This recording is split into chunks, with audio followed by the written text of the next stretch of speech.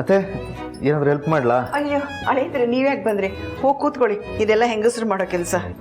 ಹೆಂಗಸ್ರ ಕೆಲಸ ಗಂಡಸ್ರ ಕೆಲಸ ಅಂತೆಲ್ಲ ಏನೂ ಇರಲ್ಲ ಅಷ್ಟೇ. ಅದೆಲ್ಲ ನಮ್ಮ ಅನುಕೂಲಕ್ಕೆ ನಾವು ಮಾಡ್ಕೊಂಡಿರೋದು. ಚಾಕು ಹಿಡಿದು ತರಕಾರಿ ಕತ್ತರಿಸೋ ಕೈಗೆ ಲಾಲಿ ಹಾಡಿ ಮಗುನ ಮಲಗ್ಸೋಕ್ಕೂ ಗೊತ್ತಿರುತ್ತೆ. ಹಾಗೆ ಸೌಟ್ ಹಿಡಿದು ಅಡುಗೆ ಮಾಡೋ ಕೈಗೆ ಗನ್ ಹಿಡಿದು ದೇಶ ಸೇವೆ ಮಾಡೋಕ್ಕೂ ಗೊತ್ತಿರುತ್ತೆ. ಈಗಿನ ಪ್ರಪಂಚದಲ್ಲಿ ಗಂಡು ಮಕ್ಕಳು ಮಾಡೋ ಕೆಲಸನ ಹೆಣ್ಮಕ್ಳು ಅಚ್ಚುಕಟ್ಟಾಗಿ ಮಾಡ್ತಿದ್ದಾರೆ. ಇಲ್ಲ ಅಳಿ ಅಂದರೆ ನಮ್ಮನೆ ಪರಿಸ್ಥಿತಿನೇ ಬೇರೆ. ನಿಮ್ಮ ಮಾವ ಬೆಳಿಗ್ಗೆ ಆದರೆ ಡ್ಯೂಟಿಗೆ ಹೊರಟ್ಬಿಡ್ತಾರೆ. ಕಸ ಗುಡಿಸೋದು ಪಾತ್ರೆ ಬೆಳಗೋದೆಲ್ಲ ಅಂಬುಜ ಮಾಡ್ತಾಳೆ. ಅಡುಗೆ ಕೆಲಸನ ನಾನೇ ಮಾಡ್ತೀನಿ, ಯಾರ ಸಹಾಯನೂ ತಗೊಳ್ಳಲ್ಲ. ನಾನಿದ್ದೀನಲ್ಲ, ನೀವು ಹೇಳ್ದಂಗೆ ಇದನ್ನೆಲ್ಲ ನಾಳೆಯಿಂದ ನೀವೇ ಮಾಡಬೇಕು. ಆದರೆ ಇವತ್ತು ಒಂದು ದಿವಸ ನಾನು ಸಹಾಯ ಮಾಡ್ತೀನಿ. ಅಯ್ಯಯ್ಯೋ ಬೇಡ ಅಳಿ ಅಂದರೆ, ನೀವು ದೊಡ್ಡ ಮನೆಯವರು, ನಿಮ್ಗಲ್ಲಿ ಕೈಗೊಬ್ರು ಕಾಲ್ಗೊಬ್ರು ಆಳಿರ್ತಾರೆ. ಅದು ಅಲ್ಲದೆ ಇವತ್ತು ನೀವು ನನ್ನ ಮಗನ ಕಾಪಾಡಿದ್ದೀರ. ನಿಮ್ಮ ಕೈನಲ್ಲಿ ನಾನು ಕೆಲಸ ಮಾಡಿಸೋದ? ಅದೆಲ್ಲ ಸಾಧ್ಯನೇ ಇಲ್ಲ. ನನ್ನ ಜಾಗದಲ್ಲಿ ನಿಮ್ಮ ಮಗ ಇದ್ದಿದ್ರೆ ಆಗ್ಲೂ ಬೇಡ ಅಂತಿದ್ರ? ಸೊಸೆ ಆದವಳು ಹೇಗೆ ಮಾವನ ಮನೆಗೆ ಹೋದ್ಮೇಲೆ ಮಗಳಾಗ್ತಾಳೋ ಹಾಗೆ ಅಳಿಯಾನು ಅತ್ತೆ ಮನೆಗೆ ಮಗ ಆಗ್ತಾನೆ. ಬೇಡ ಅಂದ್ಬಿಡಿ ಇರಿ.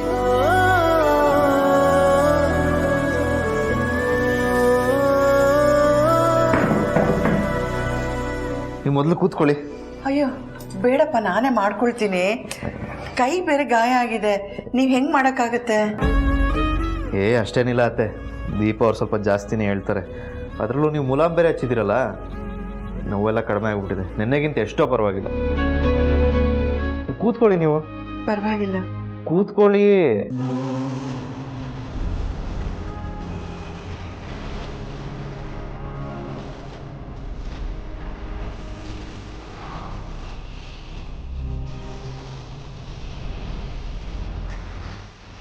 ಮತ್ತೆ ಅಳ್ತದ್ದೀರಾ?